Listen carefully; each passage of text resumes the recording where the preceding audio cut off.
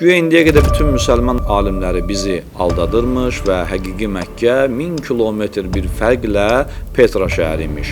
Tutaq ki, Petra doğrudan da Kəbədirsə, Peyğəmbər orada yaşayıb fəaliyyət göstəribsə, buna niyə Bizans imperiyasında göz yumulub?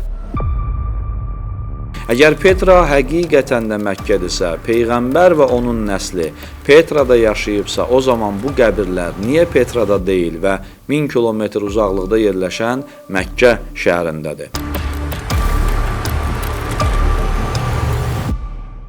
Bismillahirrahmanirrahim. Rəhman və Rəhim olan Allahın adı ilə. Salamlayırıq sizi, əziz izləyicilərimiz. Hər birinizi 114 TV-nin efirində, Baxış Bucağı verilişində xoş gördük. Bugünkü verilişimizdə biz son illərdə ortaya atılan və avam müsəlmanlar arasında ciddi şübhələrə yol açan bir fitnə barədə danışmaq istəyirik. Yəqin çoxunuz görmüsünüz və eşitmişsiniz ki, Kəbənin yerləşdiyi Məkkə şəhərinin əslində güya İordaniya ərazisində yerləşən Petra şəhəri olduğu barədə iddialar və dırnaqarası araşdırmalar ortaya atılıb. Və bununla da hətta Məkkənin Petra olduğuna inanan müsəlmanlar da artıq var və bu fitnə Azərbaycanımızda da müəyyən qədər dəstəkçi az da olsa qazana bilib. Mən mövzumuza keçmədən əvvəl kiçik bir müqəddimə eləmək istəyirəm və bütün əziz həmvətənlərimi bu kiçik müqəddiməyə diqqət eləməyə dəvət edirəm. Bəzi iddiaların nə qədər cəfəng olması, onların nə qədər şeytani olması, onun elə özündə çox aşkar bir şəkildə gizlənmişdir. Yəni, bu kimi iddiaların səhvliyini ortaya çıxarmaq üçün ciddi bir araşdırmaya da bəzən ehtiyac yoxdur. Çünki diqqətlə baxan zaman onun nəyə görə ortaya atıldığını və bir fitnə olduğu dərhal məlum olur. Yəni, dahi olmaq lazım deyil, çox ağıllı olmaq lazım deyil, dərin zəka sahibi olmaq lazım deyil ki, bu məsələnin ciddi bir fitnə olduğunu və şeytani bir məqsədlə ortaya atıldığını başa düşə biləsən. Çox təəssüf ki, çoxları bunun fitnə olduğunun fərqində deyirlər. Və belə fitnələrin özlüyündə elə də bir ciddi problem deyil. Əsl fitnə, əsl problem bu fitnələrə sorğulamadan inanan müsəlmanların zehniyyətidir. Biz bu verilişdə ilk növbədən bütün müsəlmanları belə fitnələr zamanı pərdənin arxasında dayanan təhlükəli məqsədin nə olduğunu hiss etməyə və başa düşməyə ilk növbədə dəvət edirik. Bugün dünyada İslamla mübarizə aparanlar artıq onunla kənardan mübarizənin ciddi bir effekt vermədiyinin şahid olublar və buna görə də hücum planı dəyişib və İslamla daxildən hiss olunmaz mübarizə başlayıb. Və bu mübarizə İslamın bir dəyərini ciddi müdafiə etməklə başqa dəyəri vurmaq proseduru kimi həyata keçirilir. Və İslamın ideya xəttini, prinsiplərini, meyarlarını insanın heyvani nəfsinə, yəni nəfs-i əmmarəyə uyğun bir şəkildə dəyişdirmək, yozmaq və s. Bilirsiniz, niyə bu fitnəkarların fitnəsinə bəziləri tez aldanır? Çünki onların ortaya atdığı ideyaların insanın heyvani nəfsinə uyğunluğu var, münasibliyi var. Qur'an-ı Kərim məhz belə insanlar barəsində Furqan surəsi 43-cü ayədə buyurur ki, nəfsini özünə tanrı edəni gördünmü? Həqiqətən də bəzən nəfs insana tanrı kimi sırına bilir. Bəli, məhz bu cür nəfs mərkəzli İslam modeli çoxlarına xoş gəldiyi üçün onu düşünmədən qəbul edir və müdafiə edirlər. İndi isə keçək mövzumuzun əsas hissəsinə. İddia ortaya atılır ki, əslində Məkkə şəhəri Ərəbistan yarımadasının Hicaz bölgəsində Qırmızı dənizin sahilinə yaxın yerləşən bir şəhər deyil və o, indiki İordaniyanın qədim şəhərlərindən olan Məkkədən təqribən 1000 kilometr şimalda yerləşən Petradır. Əslində, bu iddianın cəfəng olduğu elə 1000 kilometrlik məsafə fərqinin olması ilə məlumdur. Güya indiyə qədər bütün müsəlman alimləri bizi aldadırmış və həqiqi Məkkə 1000 kilometr bir fərqlə Petra şəhəri imiş. Əziz dostlar, buna əmin olun ki, bu iddianı edən insanların və bu iddiaya inanan insanların tarixdən ümumiyyətlə anlayışı yoxdur, ya da qərəzlidirlər. Bu cəfəng iddianı ortaya atan və onu məşhurlaşdıran şəxs Dan Gibson adında bir jurnalistdir. Həmin jurnalistin akademik bir karyerası da yoxdur və araşdırması kimi tanınan bir jurnalist də deyil, sıradan adi bir jurnalistdir. Və biz bir neçə məsələyə toxunmaqla onun ortaya atdığı bu iddianın nə qədər cəfəng olduğunu sizə göstərməyə çalışacağıq. İlk öncə qeyd eləyək ki, haqqında danışacağımız bu məsələlər akademik səviyyəli elmi izahlar və sübutlar deyil. Çünki buna heç ehtiyac da yoxdur. Çünki məsələ o qədər aşkardır ki, ona elmi cəhətdən dərin sübut gətirməyə belə ehtiyac qalmır. Həmçinin geniş elmi bəhslər bəzən çox zaman apardığına görə bizim verilişimizin də formatına uyğun deyil və biz sadə sübutlarla kifayətlənirik. Ümid edirik ki, bu bizi dinləyən əziz izləyicilərimizə faydalı olacaq. Birinci, Həzrət Peyğəmbərin yaşadığı dövrdə Petra şəhərinin yerləşdiyi ərazi Bizans imperiyasının tərkibində idi. Böyük bir imperiyanın, o zamanki dünyanın ən qüdrətli iki dövlətindən biri olan Bizans qüdrətində bir imperiyanın tərkibində olan torpaqlarda bir peyğəmbərin gözdən kənar fəaliyyət göstərməsi, öz dinini yayması, öz dövlətini qurması, öz ordusunu yaratması və imperatorun da bundan xəbərsiz qalması və buna mane olmaması necə başa düşülə bilər? Tutaq ki, Petra doğrudan da Kəbədirsə, Peyğəmbər orada yaşayıb fəaliyyət göstəribsə, buna niyə Bizans imperiyasında göz yumulub? İkincisi, onlar iddia eləyir və bənzədərək sübut etməyə çalışır ki, Petra şəhərində də Səfa və Mərva dağları var, Zəmzəm bulağı var, Məqam-ı İbrahim var, Kəbə var və s. Bu iddiaya qarşı onu qeyd eləyək ki, dünyada belə oxşarlıqlar kifayət qədər çoxdur.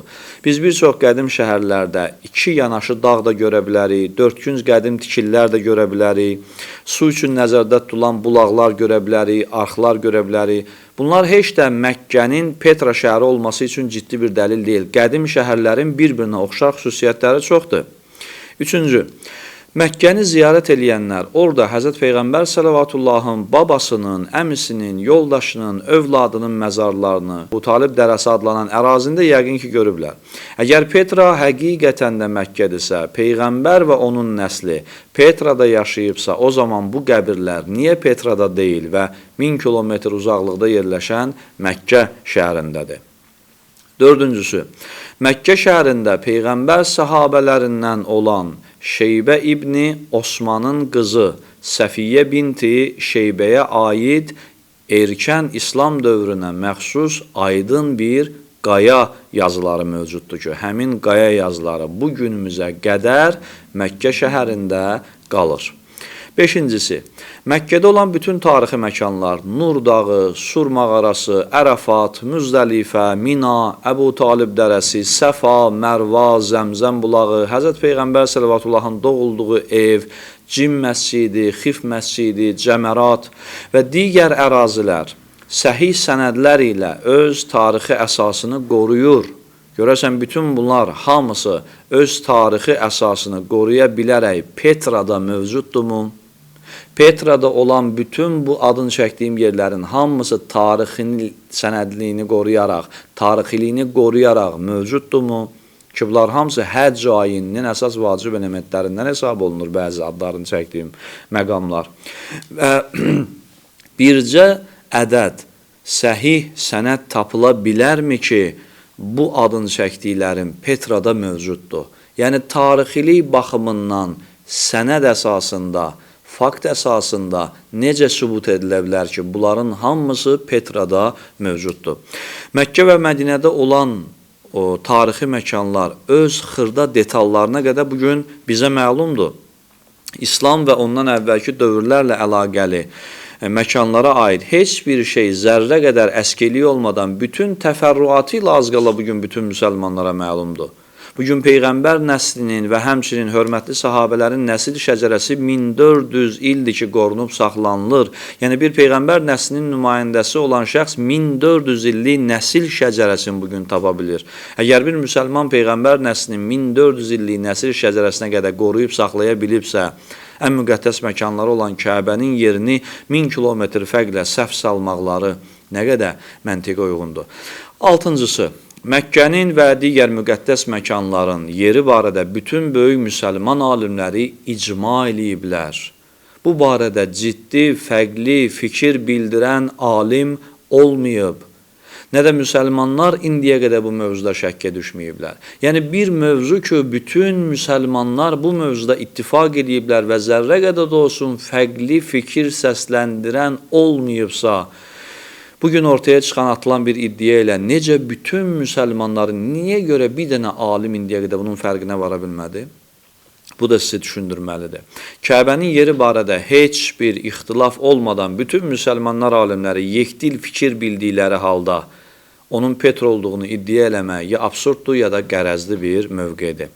Yeddincisi, bu da əsas məsələdir, buna xüsusi diqqət edin. Əgər bir yerin ziyarəti ki, hər il müsəlmanlara vacibdir və il ərzində də hər ay ora ümrə niyyəti ilə zəvvarlar gedirsə, ildə bir dəfə də həc ziyarəti niyyəti ilə müsəlmanlar ora toplanırlarsa dünyanın müxtəlif bölgələrindən və həmçinin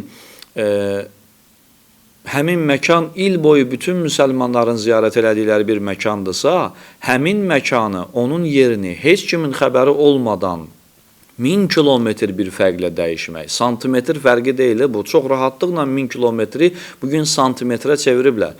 1000 kilometr bir fərqlə dəyişmək necə mümkündür axı? Bu qədər diqqət mərkəzində olan bir şəhərdən söhbət gedir. Bütün müsəlmanların diqqəti oradadır, hər il ora zəvvarlar axışır, bütün dünya müsəlmanları oranı tanıyır və belə bir şəhərin, Petraçıların iddiasına görə, güya hansısa siyasi proseslərin nəticəsində yerinin dəyişdirilməsi, müsəlmanların da bu dəyişikliyə inandırılması nə qədər məntiqə uyğundur, tarixiliyə nə qədər uyğundur. Əgər tutaq ki, dəyişilibsə, bunu müsəlmanlardan hansı formada gizlin saxlaya biliblər? Yəni, Məkkənin yerini dəyişmək üçün həmin dövrdə yaşayan bir nəsil müsəlmanı öldürmək lazımdır ki, birinin də belə ağlında qalmasın ki, Məkkənin yeri əslində haradaymış. Bir nəsli qırıb çatmaq lazımdır, öldürmək, aradan götürmək lazımdır ki, sonra öz istədiyini yerinə yetirə biləsən. Amma belə bir fakt tarixdə varmı?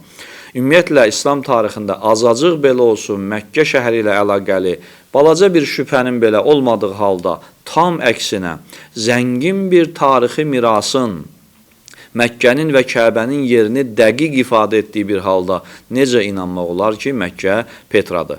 Əziz dostlar, buna əmin ola bilərsiniz ki, İslam tarixi mənbələri bu qədər yoxsul deyil ki, Məkkənin, Kəbənin yerini səhv salacaq qədər məlumat azlığı yaşansın. Və nə də müsəlman alimləri avam və kör deyirlər ki, onların gözü görə-görə tarixin müəyyən dövrlərində Məkkənin yeri bu qədər böyük bir fərqlə dəyişdirilsin və buna bütün alimlər də inansın.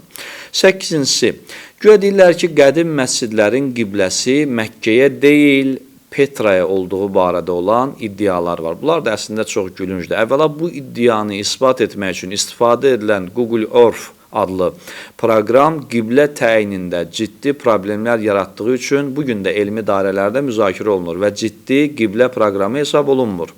İkincisi, qədim dövrlərdə indiki qədər texnologiyalar yox idi və buna görə də Məkkənin dəqiq istiqamətinin təyin olunmasında səhvlərin olması da qaçınılmaz ola bilər.